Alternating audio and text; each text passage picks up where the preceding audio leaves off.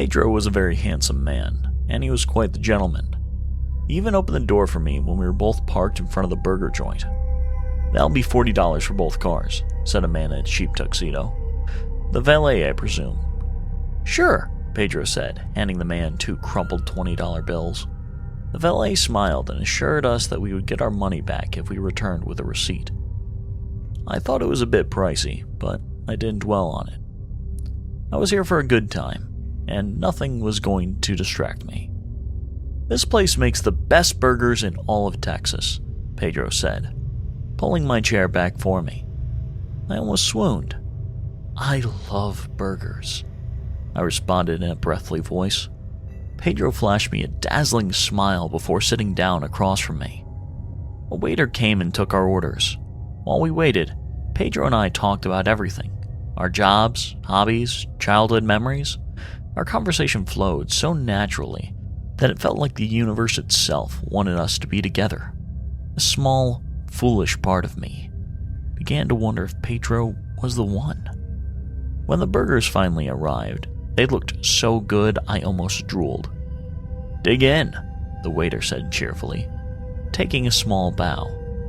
"You'll need something delicious after running into Slick Eric." I frowned, and Pedro's expression mirrored mine. "Slick Eric?" Pedro asked. "Yeah, the guy in the cheap suit out there. He's a local scammer.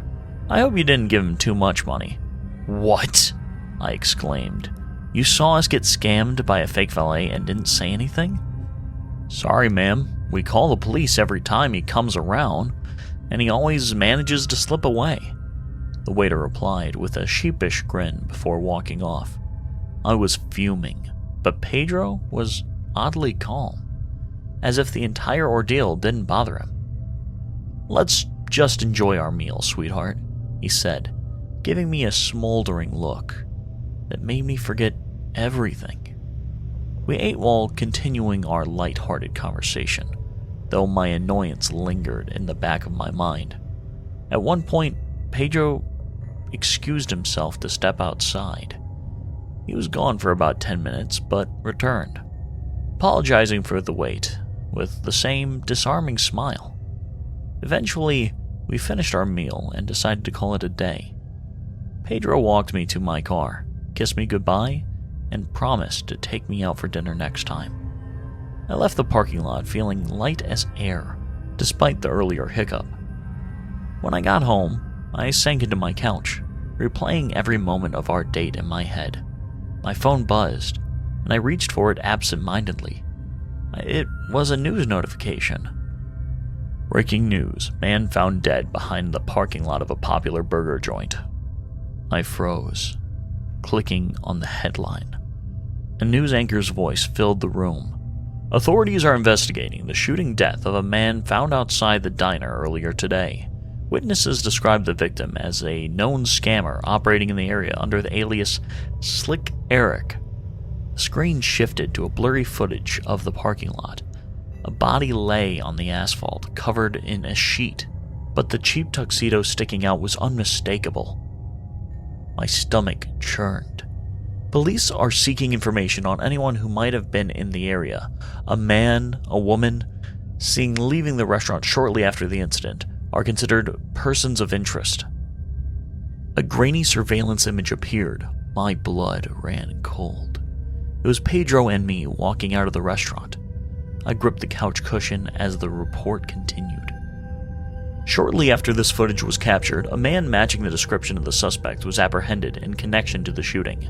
The anchor's voice faded into the background as another image flashed on the screen. Pedro, handcuffed, being escorted into a police car. My mind raced. He stepped out of the restaurant during our meal. Was that when... I stared at the TV, my reflection in the darkened screen looking back at me in horror. Pedro's calm demeanor, his smooth words, the kiss that he gave me goodbye. It all played back like a twisted movie. The camera panned to the anchor, but I wasn't listening. The realization hit me like a freight train. Pedro had killed Slick Eric, right there in the parking lot. and then returned to our date as if nothing happened. For $40 frickin' dollars. The phone in my hand slipped onto the couch. My heart raced as my thoughts spiraled. Pedro had been arrested. But what about me? The police knew I was there. Would they come for me too? The news anchor signed off with a grim, "Stay safe, folks." I sat there, frozen, feeling anything but safe.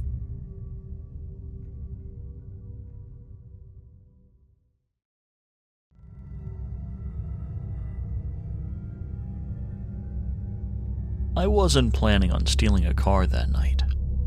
New Year's Eve, freezing cold, nothing to do. I was just walking, put up against the wind. Lark Hall was quiet. Most people either at home or heading to parties. I had nowhere to be, no one waiting for me. Then I saw it. A silver BMW, engine running, no driver in sight. I slowed down, glancing around. The street was mostly empty, except for an older couple sitting at a bench. They weren't looking my way. It was too easy. Before I could think it through, I opened the door and slid into the driver's seat. The engine purred beneath my hands, the heat already filling the cabin. My heart kicked up as I shifted into gear. It pulled away, smooth and steady. I was looking at some real money if I spun this right. A BMW could fetch quite a pretty penny on the market, and this was still new. If there was a god of thieves, he was smiling at me because I really needed a break with all of this debt I had racked up. A sly grin split my face as I thought about all the things I would do with my newfound fortune. Then I heard it, a rustling in the back. I flicked a glance in the rearview mirror, and my stomach dropped. There was a kid in the back seat, a little boy, maybe 2 or 3, strapped into a car seat, staring at me with huge, unblinking eyes. I swore under my breath, my pulse hammered into my ears. I hadn't just stolen a car, I had taken a kid. For a second, all I could hear was my own breathing. My hands felt slick on the wheel. This wasn't just a joyride anymore. This was a kidnapping. I had to fix this, and fast. I turned onto the side street, parked, and killed the engine. The kid was still quiet, just staring. He didn't seem scared, just curious. I turned around to try to think. He had chubby cheeks, curly hair, and a bright red jacket with a little cartoon bear on the front. "Hey, buddy," I muttered, voice hoarse. "Didn't see you back there." The boy just blinked at me. I swallowed hard. His mom had to be losing her mind. The cops were probably already looking. If I got caught, I was done. No one would care that I hadn't meant to take him. I gripped the wheel and took a deep breath. Only one option. I had to take the car back and get out of there before I got spotted. I pulled back onto the road, retracing my route. Heart pounding on every turn. Union Street came into view, and I spotted her immediately. The mother. She was standing on the pavement, talking frantically on her phone, eyes darting up and down the street. I could see the cops in the distance. I pulled up as close as I dared, put the car into park, and before I could think twice, I bailed. I didn't even look back. My legs carried me through the alley, past the buildings, feet barely touching the pavement. My lungs burned, my hands were still shaking. Somewhere behind me, I heard sirens. I ducked into the shadows, yanked my hood lower, tried to slow my breathing. I'd stolen a car, then returned it, with the kid still inside, safe. I should have felt relieved, but I didn't. All I could think about was the boy had looked at me. Not scared, not crying, just watching. Like he didn't understand what had happened, or maybe he didn't care. Like I was just some guy who had taken him for a ride. And for a moment, I wish that's all it had been. But it wasn't. I had disappeared into the night.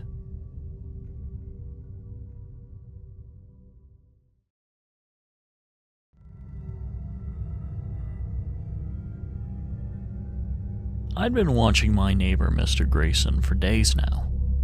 At 70 years old, he was a frail man with a hunched back and a slow, shuffling gait.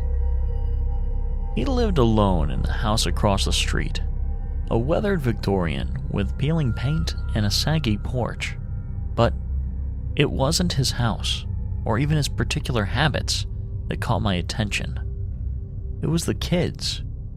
Every day, a different child would show up at his door. A boy in a baseball cap, a girl with pigtails, a toddler clutching a stuffed teddy bear. They'd walk in, but never come out. At least, not through the front door.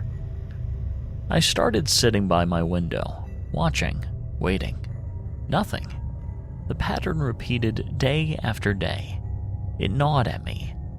What was he doing with those kids?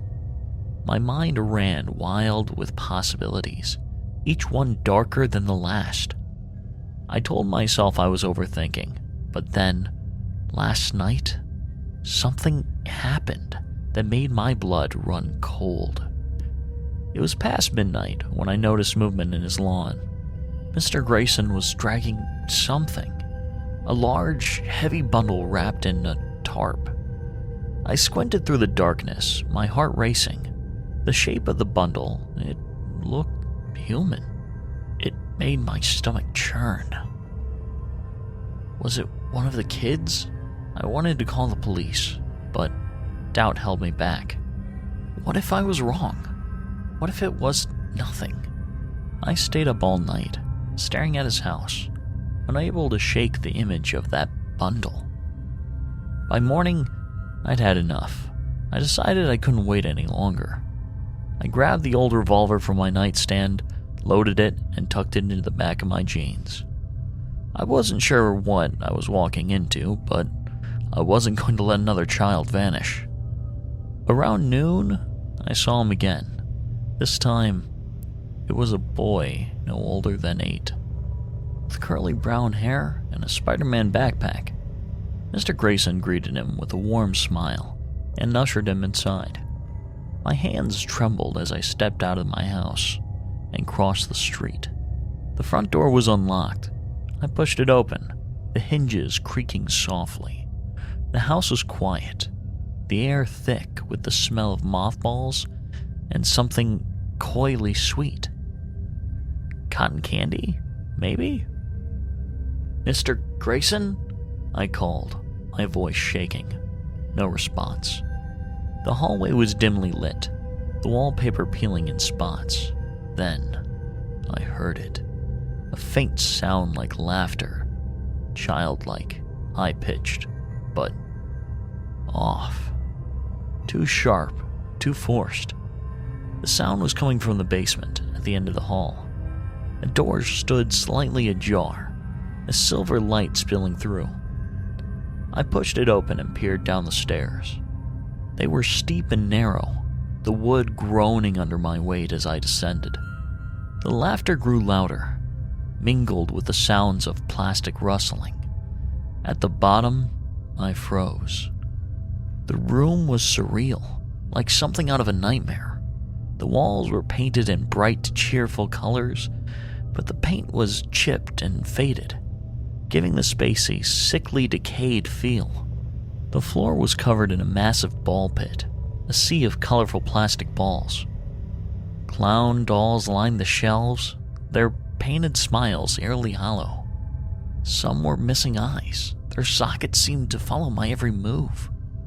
In the middle of the room, Mr. Grayson sat cross-legged, surrounded by toys. The boy with the Spider-Man backpack was in the ball pit, tossing a ball at one of the clowns.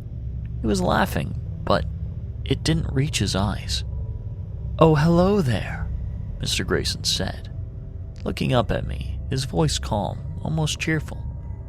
"Can I help you?" What is this?" I stammered, lowering my gun slightly. He gestured to the room. "This is my sanctuary." I've always loved kids. They bring so much joy. I've never had any of my own, so I started babysitting. Babysitting? I repeated, disbelief dripping from my voice.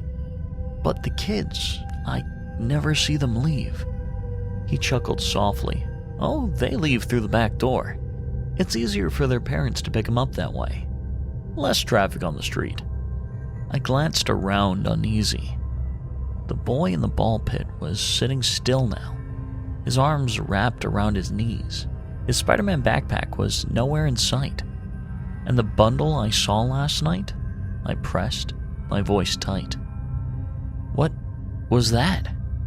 His smile faltered for a brief moment. Ah, that. I've been cleaning out my attic. Old clothes, mostly. I donated them to the shelter this morning. Relief washed over me, but suspicion lingered. Something about his tone, the way his eyes darted to the small door in the corner of the room, made my skin crawl. Mind if I take a look around? I asked casually, moving towards the small door. Of course, he said, his smile tightening. Make yourself at home. The boy in the ball pit was watching me now, his eyes wide and maybe pleading. My heart raced as I reached for the door. Careful, Mr. Grayson said lightly, though his voice carried an edge. That's just storage. Nothing interesting in there. I ignored him. I pulled the door open. The room beyond was small and dark. Shelves lined the walls, filled with toys, dolls, action figures, stuffed animals. But something about them felt wrong.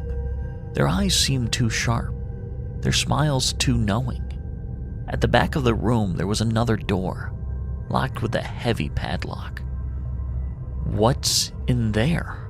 I demanded, my hand tightening on my gun. He stood slowly, his expression calm but his eyes cold. Just more storage, he said. Nothing need to worry about. The boy whimpered softly, and the chill ran down my spine. My instincts screamed that something was very wrong. I think I've seen enough, I said, stepping back, my voice steady despite the fear clawing at my chest. Mr. Grayson's smile didn't waver as he led me back upstairs. The clown dolls seemed to leer at me, their hollow eyes burning into my back. At the front door, I turned to him, my hand still holding on my gun. I still felt something was off, but I had no proof, so I settled for a very long glare. As I stepped outside into the blinding sunlight, I couldn't shake the image of the boy's wide, fearful eyes, or the locked door in that dark, cluttered room. I didn't know what was happening in that house, but I was going to find out.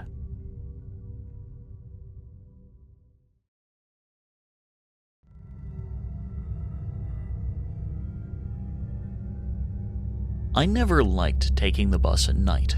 Most of the time, it was just old folks heading home, or workers too tired to talk. But every now and then, you'd get someone who made the air feel wrong, like static before a storm. I could tell tonight was one of those nights. The moment he stepped on. He was tall, with a buzzed head and a thick, scruffy beard. His jacket looked like it hadn't been washed in months, and his jeans were ripped at the knees. But it wasn't his clothes that set me on edge. It was the way he walked. Slow, deliberate, like he was daring someone to say something. The driver, a stocky man with tired eyes, barely glanced up as the guy stepped onto the bus. £2, the driver muttered. The man scoffed. Nah. The driver sighed. Mate, you need to pay. The man just stood there, staring him down. A couple of people shifted their seats. I did too. Not tonight, the man said, voice low and dangerous. The driver hesitated. His fingers twitched over the little machine that spat out tickets. I could see the math running through his head. Was £2 worth the hassle? Apparently not. Just take a seat, the driver muttered. The man smirked like he'd won something and walked down the aisle, looking at each of us as he passed, sizing us up. I turned my head towards the window, pretending to look at the dark streets rolling by, but I could feel him moving closer. He plopped into the seat right across from me, his knees knocking against mine. The bus was nearly empty. He had plenty of choices. He picked me. A bad sign. "You got a problem, kid?" he asked, voice low. I shook my head. "No, mate." "Mate?" he repeated, laughing like I just told a joke. "You hear that?" He turned into an older man, sitting 2 rows back, who immediately looked down at his hands. "This kid thinks we're mates." I could feel my pulse picking up, thudding in my ears. I forced myself to stay still and not react. The bus rattled on, stopping every now and then to let a few people off. No one knew what was getting on. Soon, it was just me, him, and the guy 2 rows back. Then the other man. I hadn't really noticed him before, but he was sitting at the back, staring at his phone. He looked about mid-30s, shaved head, muscular build. Something about him screamed, "Used to be a fighter." Maybe military? Maybe just a guy who'd spent too much time in rough places. He hadn't reacted to the trouble up front, but I could tell he was watching. And the menace across from me, he noticed too. "You!" The guy snapped his fingers at the man in the back. "You look like you got some money on you." The man didn't answer. He didn't even look up. The guy stood up, cracked his knuckles. "Oi! I'm talking to you." Still nothing. I don't know what he was thinking. Maybe that picking on someone smaller like me was one thing, but going after a guy who could actually fight was another. But he did it anyway. 1 second he was standing there looming, and the next he lunged. It happened so fast. A fist swung, a seat groaned under shifting weight, and then suddenly both men were locked in the struggle in a narrow aisle. The bus swerved slightly as the driver caught sight of what was happening in the mirror. "Oi, knock it off," he shouted, but they weren't listening. The guy who had refused to pay had a knife. I didn't even see where it came from, but suddenly it was flashing under the dim bus light, and the bigger man barely dodged it in time. I stood up. I didn't even know what I was going to do, but my body moved before my brain could stop it. The older man behind me yelled, "Driver, stop the bus!" The driver slammed the brakes, and everything lurched forward. The guy with the knife stumbled, and the other man took the chance. His fist cracked against the side of the attacker's head, sending him reeling into a seat. The knife clattered on the floor. Everything felt frozen for a second, like none of us could believe what had just happened. The man who had been attacked, a man who had stepped in when no one else did, staggered, grabbed his side. Blood, a dark patch spreading across his shirt. The driver already on the radio, calling for the police. The bus doors hissed open. The attacker, dazed, looked at the doors, then back at us. And then, like the coward he was, he ran. I didn't even realize I was shaking until I sat down again. The bus felt too small, the air too thick. The man who had been stabbed was still standing, pressing a hand to his side. "Are you all right, mate?" I asked, voice hoarse. He let out a sharp breath, nodding. "Seen worse." The sirens wailed in the distance. The night wasn't over.